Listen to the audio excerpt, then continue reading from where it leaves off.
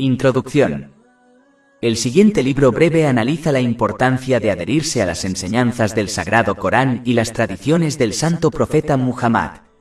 La paz y las bendiciones sean con él, y evitar las innovaciones religiosas. Este análisis se basa en el capítulo 2 de Al-Baqarah, versículos 208 y 209, del Sagrado Corán. Oh creyentes, entrad en el Islam de forma perfecta y no sigáis los pasos de Satanás, pues es para vosotros un enemigo manifiesto.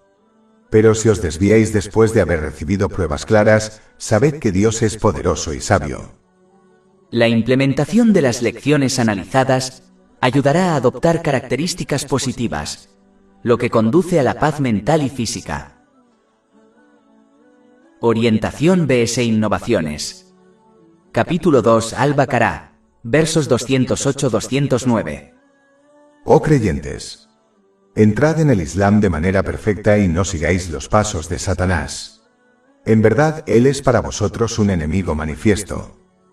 Pero si os desviáis después de haber recibido pruebas claras, sabed que Dios es poderoso, sabio. Cuando Dios el Altísimo llama a los creyentes en el Sagrado Corán, su llamado suele estar relacionado con la realización de su declaración verbal de fe. Esto se debe a que una declaración verbal de fe sin acciones tiene muy poco valor en el Islam. Las acciones son la prueba y la evidencia que uno debe obtener para obtener la recompensa y la misericordia en ambos mundos. Al igual que un árbol que da fruto solo es útil cuando produce frutos, de manera similar, la fe solo es útil cuando produce buenas acciones. Capítulo 2 Al-Baqarah, versículo 208. Oh creyentes, entrad en el Islam de manera completa y perfecta. Esto indica que un musulmán debe combinar ambas partes del Islam, es decir, la fe interna apoyada por acciones externas. Estas acciones implican usar las bendiciones que se le han otorgado de maneras que agraden a Dios, el exaltado como se describe en el Sagrado Corán, y las tradiciones del santo profeta Muhammad, la paz y las bendiciones sean con él. De hecho, la definición misma de un musulmán es aquel que se ha sometido físicamente a Dios, el exaltado. Por lo tanto, no existe tal cosa como un musulmán que no practique el Islam, ya que no practicar el Islam contradice la definición misma de la palabra musulmán. El verso principal también advierte a los musulmanes que eviten la actitud por la cual eligen qué aspectos del Islam seguir y cuáles ignorar, dependiendo de sus deseos. Esta es la persona que trata al Islam como un abrigo, y por lo tanto se lo pone y se lo quita cuando lo desea. Esta persona no obedece ni adora a Dios. El exaltado, en cambio, solo obedece y adora sus propios deseos. Capítulo 25 Al-Furqan, versículo 43. ¿Has visto a quien toma por Dios su propio deseo? De hecho, elegir qué partes del Islam seguir y cuáles ignorar se ha descrito como no creer en partes de la revelación divina, aunque un musulmán pueda afirmar que cree en todo el Sagrado Corán. Capítulo 2 Al-Baqarah, versículos 84-85. Y recordad cuando os hicimos un pacto diciendo, no os derraméis sangre ni os expulséis unos a otros de vuestras casas. Y vosotros lo reconocisteis dando testimonio. Vosotros sois los que os matáis unos a otros y expulsáis a un grupo de vuestros pueblos de sus casas, cooperando contra ellos en el pecado y la agresión. Y si vienen a vosotros como prisioneros, los rescatáis, aunque se os prohibió expulsarlos. ¿Creéis pues en parte de la Escritura y en parte descreéis? ¿Qué recompensa tendrán los que así hagan entre vosotros, sino la deshonra en la vida mundanal, y el día de la resurrección serán devueltos al castigo más severo? Alá no ignora lo que hacéis. Por lo tanto, quien elige qué seguir de las enseñanzas islámicas según sus deseos, solo está invitando a la desgracia sobre sí mismo en ambos mundos. Las mismas cosas mundanas que obtienen al comprometerse con las enseñanzas islámicas, se convertirán en una fuente de estrés, miseria y problemas para ellos en ambos mundos, incluso si experimentan momentos de diversión y entretenimiento, ya que no pueden escapar del control de Alá, el exaltado. Y como su actitud los alentará a malgastar las bendiciones que se les han concedido, aumentará aún más sus problemas, estrés y dificultades en ambos mundos. Capítulo 9 en Taubá, versículo 82. Que rían entonces un poco y luego lloren mucho como recompensa por lo que ganaron. Capítulo 20 Ta. Versículos 124-126. Quien se aparte de mi recuerdo, tendrá una vida abatida, y el día de la resurrección lo haremos resucitar ciego. Dirá, Señor mío, ¿por qué me has resucitado ciego cuando yo veía? Dirá, así os llegaron nuestros signos y los olvidasteis, así seréis olvidados este día. Quien elige qué enseñanzas islámicas seguir o ignorar según sus deseos, está siguiendo los pasos de su enemigo jurado, el diablo, ya que él fue la primera persona en comportarse de esta manera, cuando rechazó el mandato de Alá, el exaltado, de mostrar respeto al santo profeta Adán. La paz sea con él. Capítulo 2 Al-Baqarah, versículo 208. Oh creyentes, entrad en el Islam de manera perfecta y no sigáis los pasos de Satanás. En verdad, él es para vosotros un enemigo manifiesto. El que sigue los pasos del diablo nunca obtendrá paz mental ni éxito ni en este mundo, ni en el próximo. Otro aspecto de seguir los pasos del diablo es cuando uno actúa sobre innovaciones religiosas que no están arraigadas en las dos fuentes de guía: el Sagrado Corán y las tradiciones del santo profeta Muhammad. La paz y las bendiciones sean con él. Cuanto más uno actúa sobre otras fuentes de conocimiento religioso, incluso si conducen a buenas obras, menos actuará sobre las dos fuentes de guía, lo que a su vez conduce al extravío. Es por eso que el santo profeta Muhammad, la paz y las bendiciones sean con él, ha advertido en un hadiz encontrado en Sunan Abu Dawud, número 4606, que cualquier asunto que no esté arraigado en las dos fuentes de guía será rechazado por Alá, el exaltado. De hecho, el verso principal en discusión fue revelado específicamente cuando un grupo de compañeros, que Alá esté complacido con ellos, que anteriormente eran judíos o cristianos, desearon continuar actuando sobre las enseñanzas de su religión anterior, que no contradecían las enseñanzas islámicas. Esto se ha discutido en Tafsir al-Qurtubi, volumen 1, página 531.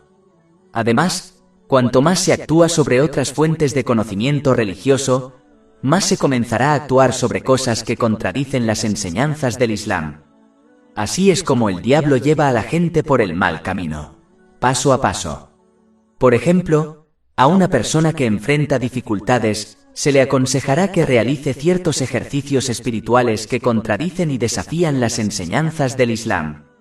Como esta persona es ignorante y tiene el hábito de actuar sobre otras fuentes de conocimiento religioso, caerá fácilmente en esta trampa y comenzará a realizar ejercicios espirituales que desafían directamente las enseñanzas del Islam. Incluso comenzará a creer cosas sobre Alá, el exaltado, y el universo que también contradicen las enseñanzas del Islam, como creer que las personas o criaturas sobrenaturales pueden controlar su destino, ya que su conocimiento proviene de otras fuentes de guía que no son las dos.